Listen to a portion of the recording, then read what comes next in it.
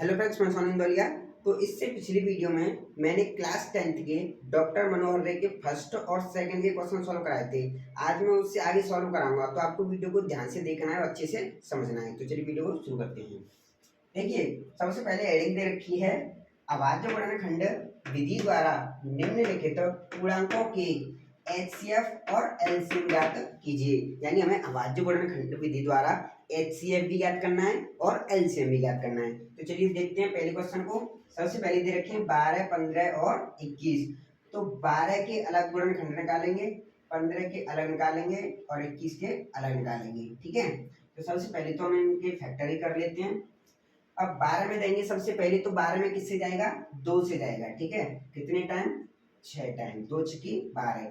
फिर 2 से देंगे 6 में कितने बार? 3 बार। 2 दिया 6 और 3 का 3 में देंगे कितने बार? 1 बार। ठीक है, 12 के फैक्टर निकल के आए हैं कितने?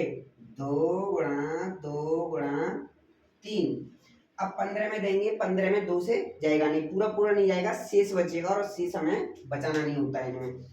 3 से देंगे, 3 पंजे 15। ठीक है, अब 5 में 3 से भी नहीं जाएगा, ना 4 से जाएगा, ना 2 से। किससे जाएगा? 5 से जाएगा। ठीक है, 5 से गया तो इसके फैक्टर आए 3 और 5, जो इनको भी लिख लेते हैं इसी के नीचे। 3 गुणा 5। अब किसके निकालेंगे हम? 21 के। 21 में डायरेक्ट 3 से ही जाएगा, 3 सत्ते 21। ठीक है, अब 7 से 7 में एक बार जाएगा। ठीक है, 7 एकम 7। इसके फैक्टर निकल के आए 21 के कितने? 3 इंटू 7। ठीक है, अब क्या करते हैं, सबसे पहले हमें क्या निकालना है? एचसीएफ। और एचसीएफ क्या कहता है कि जो संख्या मिलती है तीनों में सेम मिलेगी उसी को लेंगे और बाकी को छोड़ देंगे। तो अब हम इसमें देखते हैं कौन कौन सी मिल रही है। देखो 2 इसमें है लेकिन इन दोनों में 2 नहीं है, तो हम नहीं लेंगे। अब 3 इसमें है, 3 इसमें भी है, 3 इसमें भी है। ठीक है, ये मिल रहा है 3, तीनों में मिल रहा है। ठीक है, तो एचसीएफ निकालेंगे हम। यहाँ पर कितना आया है? 3। ठीक है, क्योंकि 5 इसमें है लेकिन इन दोनों में 5 नहीं है, 7 इसमें है लेकिन इन दोनों में 7 नहीं है, लेकिन 3 तीनों में मिल रहा है। ठीक है, 3 जो है तीनों में मिल रहा है, तो एचसीएफ कितना आया? 3। अब क्या निकालेंगे हम? एलसीएम। ठीक है, और एलसीएम क्या कहता है कि जो तीनों में मिले उसको भी लेना है और जो नहीं मिले उसको भी लेना है। ठीक है, तो सबसे पहले एक तो ये 3 ही मिल रहा है। ठीक है, अब इसमें देखो, इसमें 2 है, इनमें नहीं है, लेकिन हम 2 को ले लेते हैं। ठीक है, ऐसे इस 2 को भी ले लेंगे। ठीक है, अब इसमें 5 है, 5 हो या नहीं हो लेकिन हमें लेना है, ऐसे ही 7। ठीक है, ये आ गए। अब इसका एलसीएम निकालते हैं हम मल्टीप्लाई करके। 3 दूनी 6, 6 दूनी 12, 12 पंजे 60 और 60 सत्ते 420। तो एलसीएम कितना आया? 420। ठीक है, अब नेक्स्ट क्वेश्चन को देखते हैं। तो चलिए हम सेकंड क्वेश्चन को देखते हैं। तो इनके फैक्टर करेंगे 17 के, 23 के और 29 के। ठीक है, देखिए 17 एक अभाज्य संख्या है जिसमें या तो 1 का जाएगा या 17 का जाएगा। ठीक है, तो 17 का देंगे एक, यानी 17 का 17 में एक बार। ऐसे 23 एक अभाज्य संख्या है, इसमें भी किसका जाएगा? 23 का जाएगा एक बार। ऐसे 29 एक अभाज्य संख्या है, इसका भी जाएगा एक बार। अब इनके फैक्टरों को हम लिख लेते हैं। 17 के फैक्टर यानी एक सब में कॉमन होता है। ठीक है, ऐसे ही 23 में 1 इंटू 23 और 29 में 1 इंटू 29। ठीक है, अब देखो एचसीएफ निकालेंगे हम। एचसीएफ निकालेंगे तो इनमें देखो, इसमें 17 है लेकिन इन दोनों में नहीं है, इसमें 23 है इन दोनों में नहीं है, इसमें 29 है इन दोनों में नहीं है, लेकिन 1 इन तीनों में मिलेगा। ठीक है, 1 तो वैसे सभी में मिलता है लेकिन उनका एचसीएफ ऑलरेडी आ रहा था, निकल के मिल रही थी 3, तो हम 1 की कोई ज्यादा जरूरी नहीं कि लिखें, लेकिन इसमें कोई भी नहीं मिल रहा है, तो इसका एचसीएफ क्या होगा? 1 होगा। एचसीएफ क्या होगा? 1। जिसमें कोई भी मैच नहीं करेगी उसका एचसीएफ 1। अब एलसीएम निकालते हैं हम। तो एलसीएम क्या कहता है कि मिले उसे भी लेते हैं, नहीं मिले उसे भी ले लेते हैं। तो 1 ले लेंगे, 17 है 17 को भी ले लेंगे, 23 को भी ले लेंगे और 29 को भी लिख लेंगे। ठीक है, अब क्या करते हैं, इनके मल्टीप्लाई करते हैं। 17 तिया 51, 17 दूनी 34, 34 और 5 39। अब क्या करेंगे, 29 का मल्टीप्लाई करेंगे। ठीक है, 29 का मल्टीप्लाई कर लेते हैं इसमें 391 में।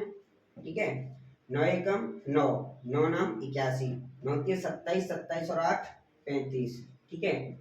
दो एकम दो, दो नाम 18, दो तिया 6 और एक 7, 9 3 8 और 5 13, 7 और 3 10 और एक 11, कितना आया 11,339, कितना आया 11,339, ठीक है 11,339 ये आया हमारा एलसीएम। अब नेक्स्ट थर्ड क्वेश्चन को देखते हैं हम। तो थर्ड क्वेश्चन को देखते हैं।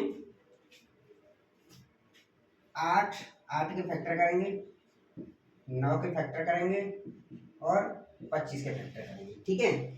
अब 8 में जाएगा 2 से 4 बार, 4 में जाएगा 2 से 2 बार, फिर 2 में जाएगा 2 से 1 बार, ठीक है। तो 8 के फैक्टर आए 2 गुणा 2 गुणा 2, ठीक है। अब इसमें 3 से जाएगा, 2 से तो जाएगा नहीं, 3 या 9, फिर 3 से देंगे 1 बार, ठीक है। तो 9 के फैक्टर आए हैं 3 गुणा 3, ठीक है। अब 25 है, 25 में 2 का जाएगा ना 3 का जाएगा, ठीक है। किसका जाएगा 5 का, 5 पंजे 25 और 5 एकम 5, तो 25 के फैक्टर आए हैं हमारे निकल के 5 इंटू 5, ठीक है। अब क्या करेंगे एचसीएफ निकालेंगे। एचसीएफ निकालने के लिए देखो इसमें कोई भी मैच नहीं कर रही है संख्या, कोई भी नहीं कर रही है, तो वन एन में कॉमन एक फैक्टर होता है ना, वन सब में कॉमन फैक्टर होता है, ठीक है। चाहे हम उसे लिखें या ना लिखें, लेकिन वन सब में कॉमन फैक्टर होता है। तो इसका एचसीएफ देखो, इसमें 2 है, इन दोनों में 2 नहीं है, इसमें 3 है, इन दोनों में 3 नहीं है, इसमें 5 है, इन दोनों में 5 नहीं है, तो एचसीएफ तो आएगा 1, ठीक है ये वाला 1। अब एलसीएम निकालते हैं हम। एलसीएम देखो, ये जो 2 है बेशक मिल नहीं रहे, लेकिन तीनों को हम लिख लेंगे, ठीक है। अब इसमें 3 है, 2 टाइम यानी 2 बार 3 लिखा हुआ है, दोनों बार लिख लेंगे। अब 5 है, 2 बार है, लिख लेंगे, ठीक है। अब इसका क्या करेंगे हम मल्टीप्लाई करेंगे, 2 दूनी 4, 4 दूनी 8, 8 तिया 24, 24 तिया 72, 72 पंजे 360 और 360 पंजे 1800, ठीक है। कितना आएगा 1800। इसका एलसीएम